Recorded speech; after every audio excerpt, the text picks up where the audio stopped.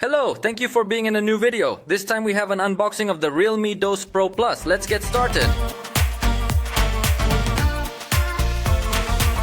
This device has just been announced in Mexico, but I still don't know its launch price at the time of recording this video.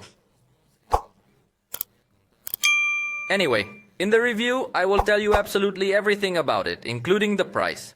But for now, in this unboxing, let's take an initial look. So let's start by getting to know the contents of the box. Notice, on the back we're given the highlights of this device. For starters, it says, periscope camera with optical stabilization for portraits.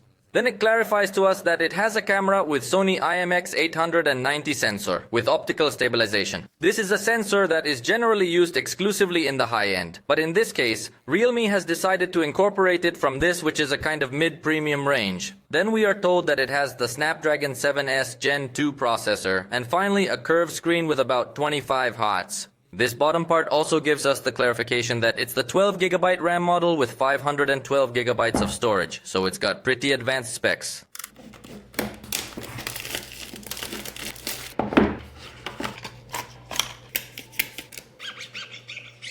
And the first thing we find is the key to remove the SIM card tray. Then we find the necessary documentation, better known as the paperwork of a lifetime. And finally the case, which is totally transparent, totally flexible, with very little rigid edges. Note how it also has a small relief on the camera module to protect all that part of the device, which will surely be the most delicate. So let's see what else is in the box.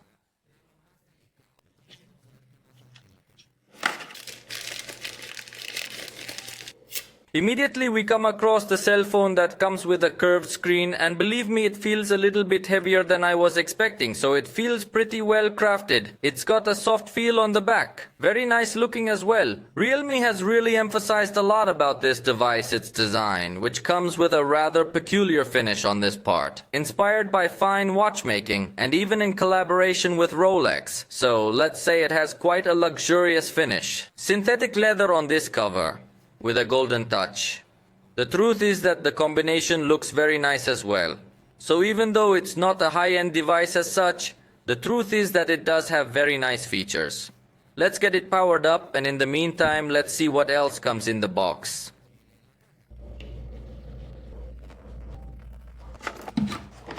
Here's the 67-watt SuperVOOC charger with USB-A connector on one side, and obviously the cable will have the USB-C connector on the other side. So that's very good charging power. It's appreciated that the charger does come included in the box and you don't have to buy it separately. So this is a plus point for this device. Now let's put everything away and come back to take a more in-depth look at this device.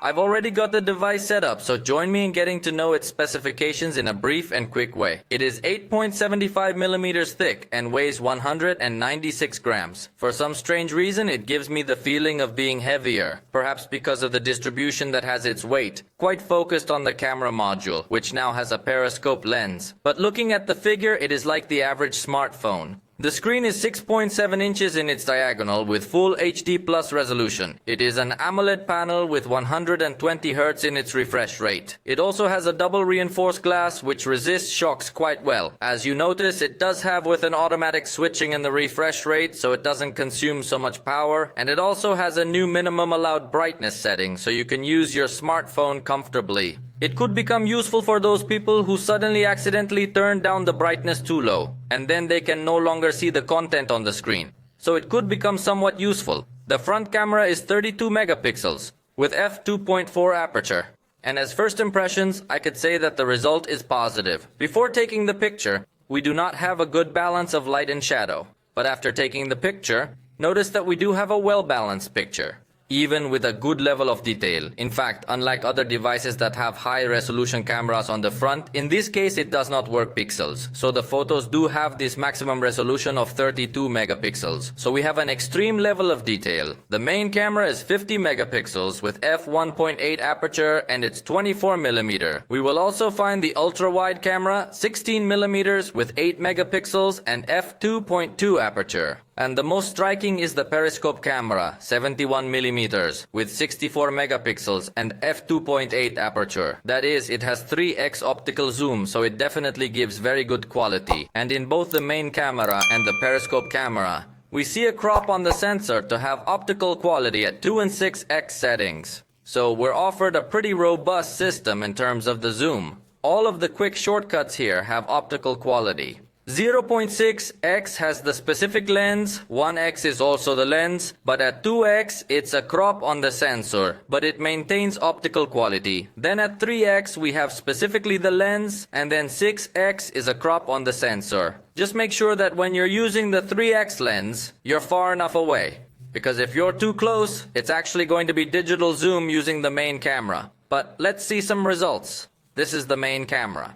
Then we have the main camera, but with the high resolution mode that is showing 50 megapixels. And believe me, you do get to see that level of detail. Here I have the 2x photography, where it maintains optical quality, and it does so with very good quality.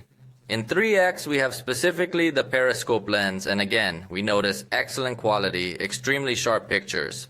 Really, it's amazing the zoom quality that this device has. This is the 6x zoom setting, and we still have an excellent level of detail. The pictures look very natural, with good color and good contrast. This would be the 10x zoom photograph, then 30x zoom, and it still looks wonderful.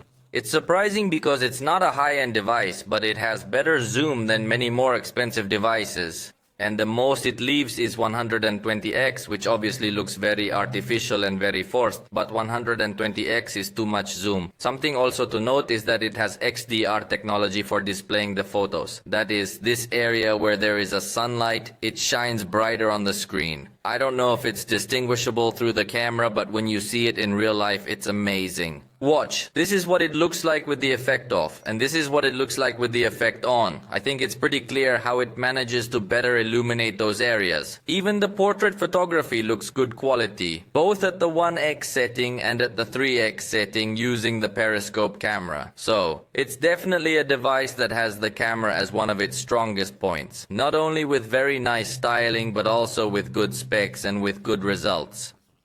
It also has an in-display fingerprint reader, and it works quite fast. This is another one of the pleasant surprises because in-display readers sometimes work quite slowly. But in this case, I think it is a very effective recognition. The battery is 5000 milliamps, with support for 67 watt charging. It also comes with 12 gigabytes of RAM, and you can put virtual RAM on it. Although personally I wouldn't recommend it as much, but in case you're one of the more extreme ones, you could go up to another 12 virtual gigabytes to have 24 in total. And it has 512 gigabytes of storage. This is definitely a point where it looks even superior to many high-end devices. So we have an extremely powerful device. The processor is the Snapdragon 7S Gen 2, and it comes with Android 14. So it looks pretty modern in this aspect, but what do you say we run a little test to measure more or less how much performance this processor can give us? Since Qualcomm has a rather strange nomenclature lately in their processors, so we don't know if this 7S Gen 2 processor is more powerful or less powerful than its siblings. So let's do this test and come back with the result.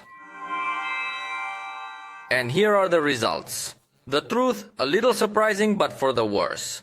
That is, in a single core gives us a score very similar to what would give us a Snapdragon 695. It can definitely come up very short. I think the name does not make a clear reference to the performance that we actually find in this processor, because even in multi-core it falls short in many occasions of the Snapdragon 778 and the Snapdragon 7 Gen 1. So I think this processor doesn't really deserve the name it carries. The name sounds like it will be more powerful than the 7 Gen 1, but the reality of things is that it is not. Anyway, in the video review I will be doing some performance testing with various applications, video editing and gaming. So stay tuned because this has only been a quick look unboxing video. I hope you liked this video. If you did, you know you can let me know, and we'll see you next time.